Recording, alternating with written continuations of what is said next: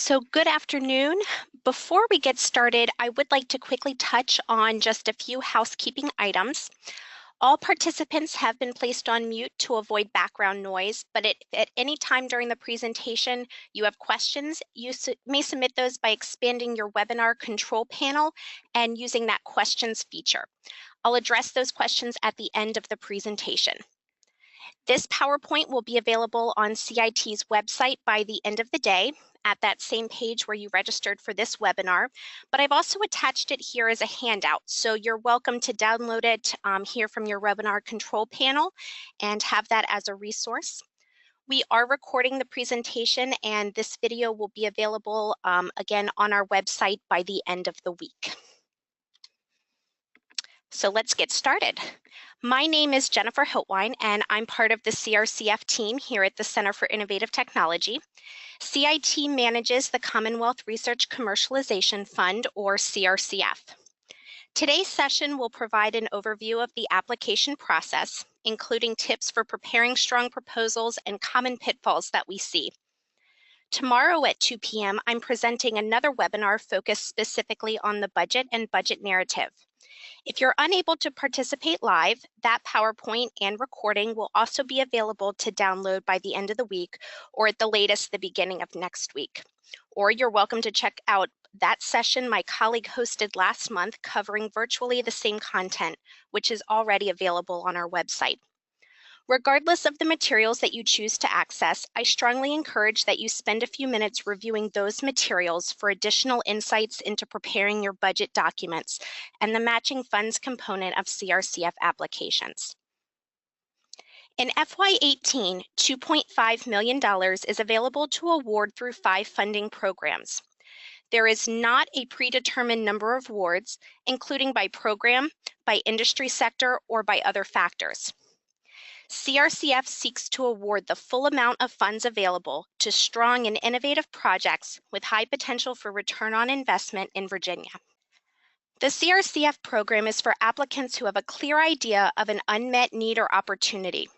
Their proposed technology should exhibit strong potential to economically benefit the Commonwealth. Applicants should have a well-developed, detailed, and realistic picture of the CRCF project. The commercialization strategy for the proposed technology should include information about when commercialization is anticipated to occur and what steps are required to get there. CRCF money should primarily fund technology development and are intended to advance the technology in a way that makes it more attractive for larger-scale public or private funding. Potential applicants have to determine whether the timing is right for CRCF funding, where the $50,000 or $100,000 will be meaningful. Are resources identified and available? Does the team have the necessary personnel and partners? Is there a fleshed out strategy for IP protection? The proposed project must have a detailed and achievable plan of work, budget, and timeline. If you are a prior CRCF award recipient, projects may be a continuation of your previously funded project or may be for new work. This should be discussed in your proposal.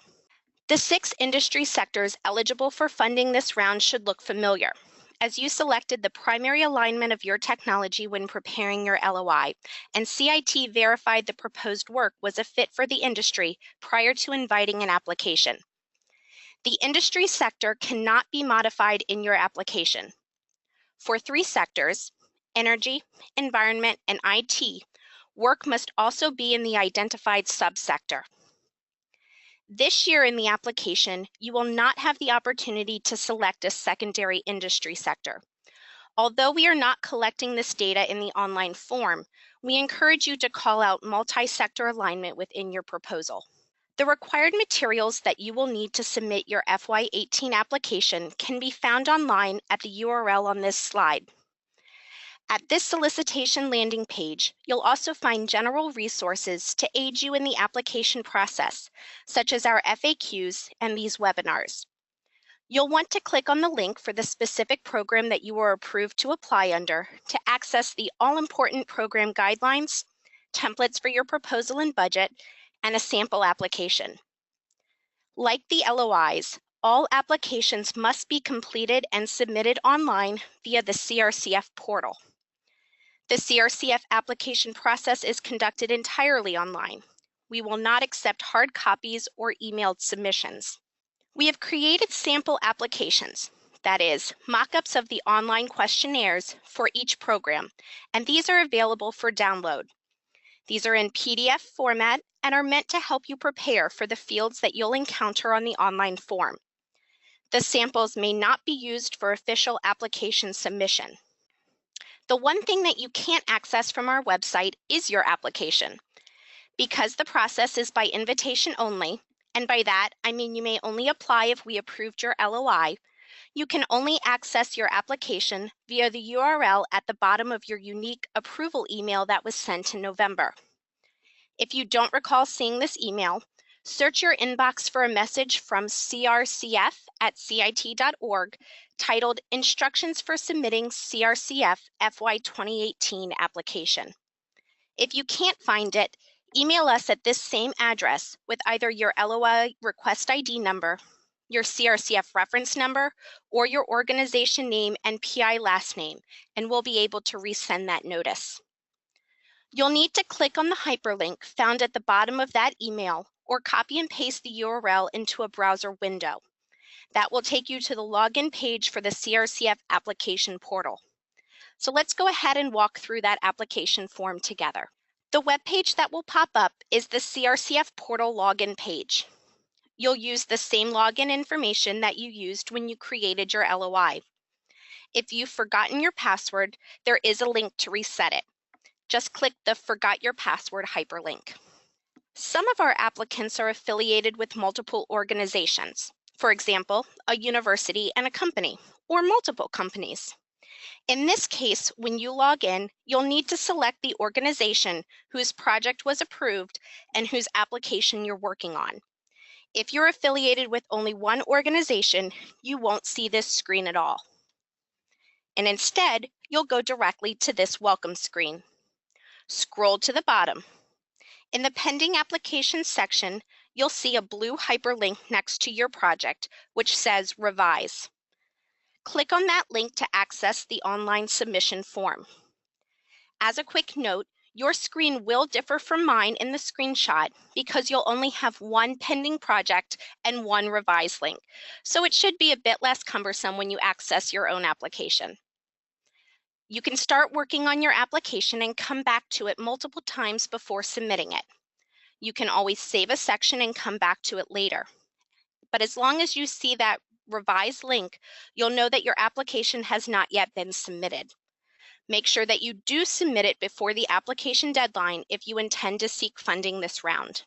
The first section you'll complete is for your organization's authorized representative. The authorized representative is an individual who is authorized to execute legal documents on behalf of the applicant organization. In the case of a college or university, the authorized representative is an individual from the Office of Research, Office of Sponsored Programs, or a similar office. The principal investigator or department chair would not be accepted as the AR. Once you complete the section, hit the button to save and proceed to advance to the next section. You can move back to a previous section by clicking on the hyperlink in the navigation bar at the top of the form. But you'll want to hit the Save and Proceed button at the bottom to save any changes. If the authorized representative and the principal investigator are the same individual, which is often the case for our small business applicants, you can indicate this by selecting Yes for the first and/or only question in this section, and you'll proceed to the next section. However, if the AR and the PI are not the same person, then you'll select No, and then provide contact information for the PI. Again, for university applicants, the AR and PI should not be the same person. The project information section is where you'll indicate the amount of funds you are requesting, the project match, the period of performance, and where you'll upload your proposal, budget, and appendix documents. Certain fields are not modifiable. These are the ones highlighted in blue on your screen: this CRCF reference number, program type, the project title, and industry sector. If you discover an error in any of this information, please notify the CRCF team right away, as you'll not have the ability to make the changes. The CRCF reference number is a unique number assigned to your project at the LOI stage when your project was approved for application. It indicates the funding program, the solicitation, and the industry sector. This number is different than the 8-digit LOI request ID number that was assigned by the online portal. Moving forward, please always use the CRCF reference number when preparing your application materials or when contacting our staff. The program guidelines will also direct you to use this number in the file name for all uploaded documents. You can always find the CRCF reference number at the top of this project information page in the online form or within the approval email, should you need a refresher before uploading your application materials. I'd also like to call your attention to the resubmission field. If you've applied to CRCF in a prior round and didn't receive funding, and your FY18 submission is for that same project, you would select Yes in this field for resubmission. Another field will pop up prompting you to enter the CRCF reference number for the prior project. This would not be the number for your current FY18 project. There are 3 file upload fields for each online form, one for the proposal, one for the budget, and one for the appendix. Each upload field accepts one document, 5 megabytes or less, in PDF format, with the exception of the budget, which must be in Excel format. You'll need to make sure your browser allows for pop-ups, as the upload will take place in a new window. Once you click Upload File, then you'll click Browse or Choose a File. The wording here will depend on your particular browser. Then select the file that you plan to upload. Click Upload File again, and you'll see the document become a blue hyperlink. Close the window to be brought back to the application, and you'll be able to see your file as a hyperlink within the online form. If you've made a mistake, you'll have the ability to delete the selected file and upload another. Take these steps for each upload field. Once you're finished uploading your materials, click the Save and Proceed button. The final page that you must complete on the online form is to certify that your organization and the application that you're submitting are compliant with CRCF program guidelines. Review the eligibility and other criteria outlined in the guidelines before clicking Save and Proceed. Once you've certified, you'll have the ability to review the content of your application. Applications may be modified until they are submitted, but after submission, changes are no longer possible. Your online progress is saved as you navigate through the sections, but your application does not get submitted to CIT until you hit the button on this page. A pop-up will ask you if you're sure, and by clicking OK, your application will be sent to CIT. A confirmation will appear on your screen. You'll also receive an automatically generated email confirming receipt by CIT. This email typically takes about 30 to 60 minutes, maybe even longer if our system is particularly busy. So don't be alarmed when you don't receive a confirmation immediately. But if you don't receive that notification within several hours of submission, please contact the CRCF team.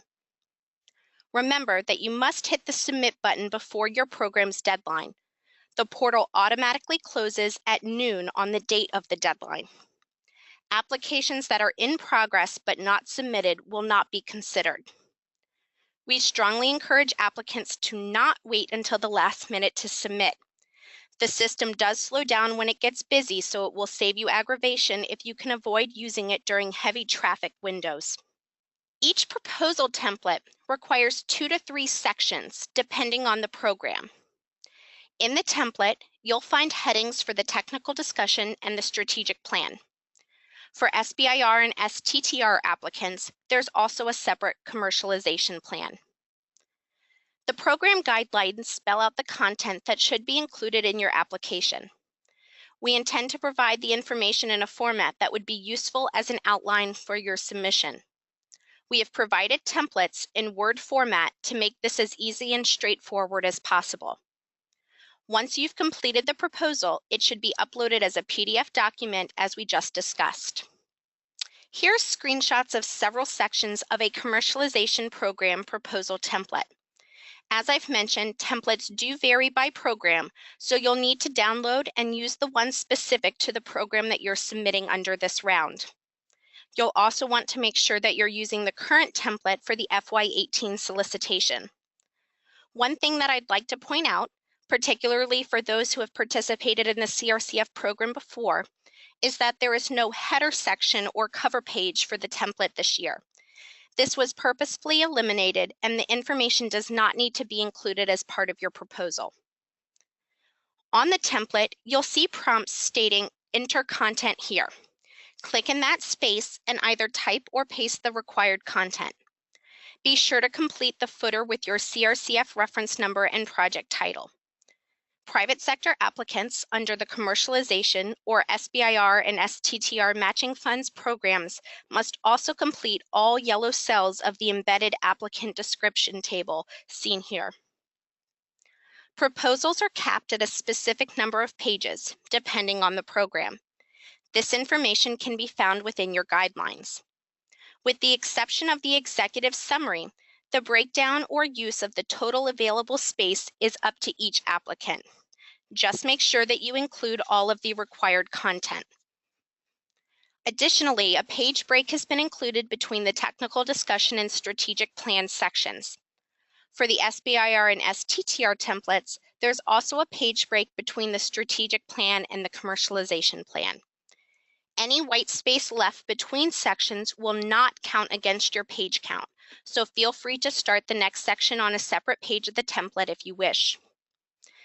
The uploaded materials should be in final form without track changes or internal comments.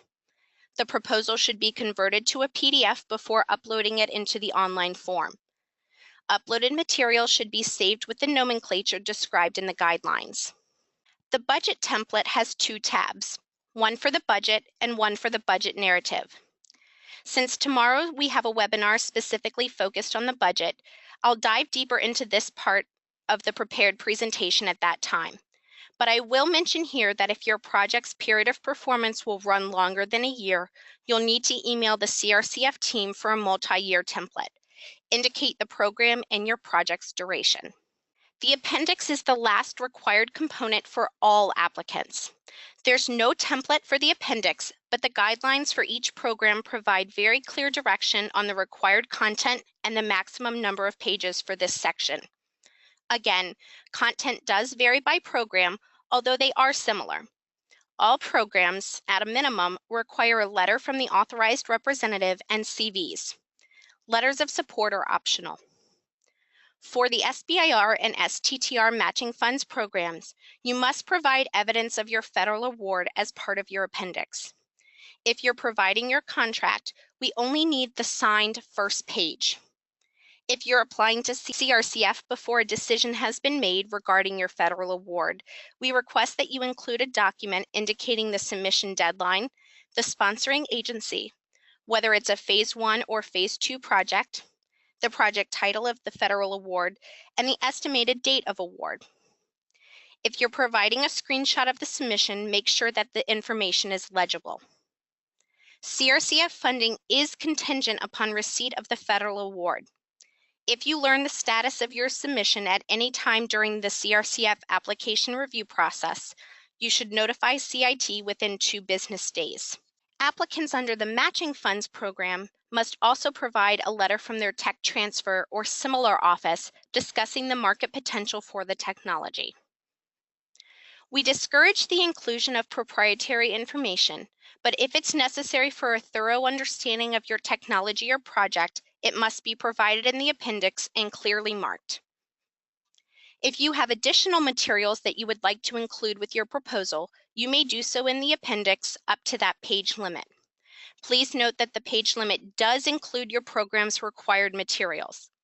If space is an issue for you, it is acceptable to combine materials into a single page as long as they remain legible.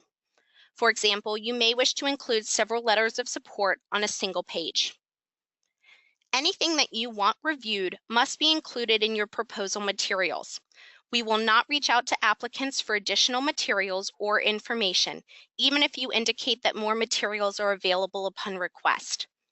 And please note that if your appendix exceeds the allowable page count, the additional materials will not be reviewed or considered during the review process. We do not provide sample proposals or share winning proposals, but we do have some suggestions to help you craft an effective proposal. We understand the effort that goes into the submission and the potential value of receiving a CRCF award. While these tips, along with the FAQs, feedback from the CRCF team, and other available resources are provided to help you craft a strong and impactful submission, they are not a guarantee for a CRCF award. Some strategies for preparing your application. Focus your application on the CRCF work. Demonstrate why CRCF funding is critical. Project economic benefits to Virginia. I think this is something that many applicants struggle with, so it's important to demonstrate that you are thinking through to commercialization and beyond. CRCF is a state-funded grant program, so the Commonwealth is making an investment in Virginia with this program. Naturally, we want to see the return on investment.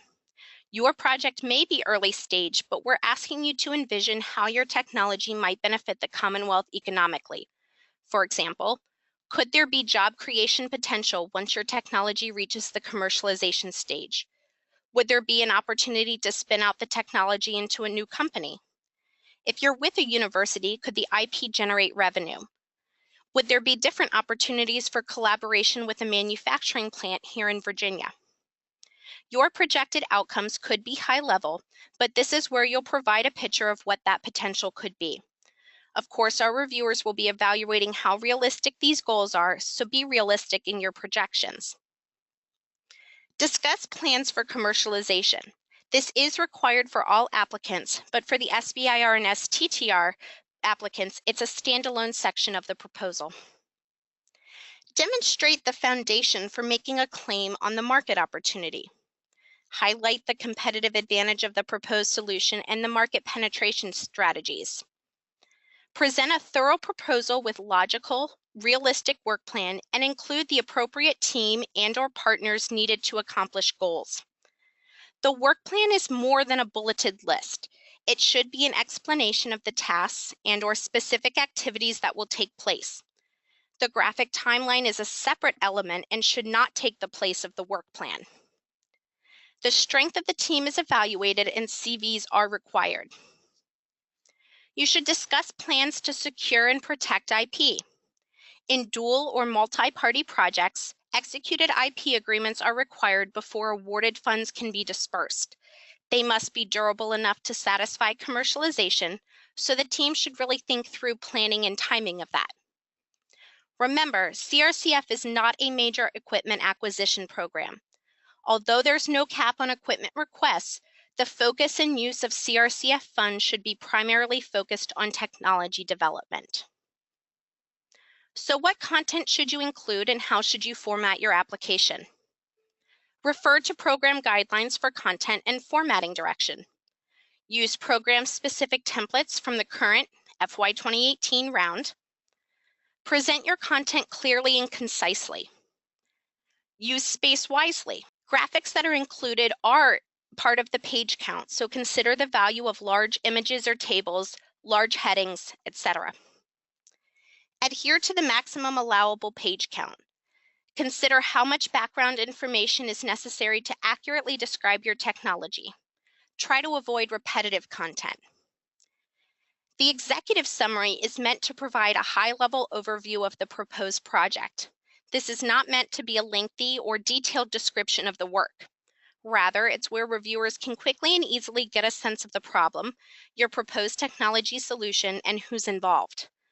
We're talking in the ballpark of something like a paragraph. Spend time later in the proposal fleshing out how the work will be accomplished, the credentials of key personnel, and how the work will impact the Commonwealth and the industry. For the SBIR and STTR programs, you'll provide a brief overview of your federal project, a brief overview of your CRCF project, and articulate how the CRCF project will advance the work of the federal project. We understand that we're asking you to explain your project in a limited number of pages, so we never expect you to repeat that information. Please note that the executive summary should be suitable for a general audience and that the content may be used to publicly describe your project. A sound evaluation plan is also required. This should be an overview of the criteria that describes performance measures for determining whether project objectives and milestones have been met, criteria that defines long-term project success, and how project execution will be managed. This discussion goes beyond identifying the frequency of meetings and the software that may be used for this process. For the SBIR and STTR matching funds programs, it's important that you clearly state if the federal award is pending. In the guidelines, we provide feedback on how content is weighted during the review process. Review the evaluation criteria to help you prepare your content. For example, if you look at the strategic alignment bullet in the evaluation criteria section of the guidelines for the matching funds program, you'll note that 10% of the score is based on the ratio of indirect cost to the CRCF request and the strength of the private sector partnership. You might choose to increase this score by lowering the indirect costs requested from CRCF. If you're stuck on a section, don't be afraid to try searching online for guidance. For example, there are a wealth of online resources to walk you through putting together a strong grant proposal. What's the importance of consistency and accuracy? Make sure the budget correlates to the application materials. Make sure that the information keyed into the online questionnaire is also consistent with the proposal content and with the budget. CIT runs reports from the data entered into the online questionnaire, and it's important that this information is as correct as possible, so pay close attention to the form before submitting. How should applicants handle resubmissions and follow-on submissions? For resubmissions, show the work that has been done in the interim since the previous submission or award in the case that a project was declined by the applicant to advance the technology. You should address concerns raised by reviewers of non-funded CRCF submissions. If you have a follow-on project, briefly highlight how CRCF funds help to achieve particular outcomes in your prior project, and then how new funding will continue to advance the technology towards commercialization. I already touched on this, but if you're previously familiar with CRCF and have prepared an application during a prior funding round, don't just resubmit those materials. Our templates and materials change from solicitation to solicitation, so make sure that you're using FY2018 materials. Each program has different requirements, so if you use the wrong template, there's a high probability that your proposal will be missing key elements. If you are having difficulty finding the correct template, please reach out to us. It may also be helpful to briefly, and at a high level, call out some common deficiencies that we see with CRCF applications. This is important because applications that don't comply with the guidelines will not proceed past our initial review. CIT has no obligation to reach out to applicants to request clarification or for more information. Make sure that you provide sufficient detail to allow an understanding of the work. Include all required elements, because omitting can result in your application not moving forward. For example, a detailed work plan, a graphic timeline, or the correct number of CVs. Caps exist on some budget categories, so pay particular attention to your direct cost versus your indirect cost ratio. This year, indirect cost caps are on the direct cost request versus the total CRCF request that you saw in past years. Caps exist on the work being conducted by the applicant organization versus subs. The applicant organization must do the majority, so at least 51% of the proposed CRCF work.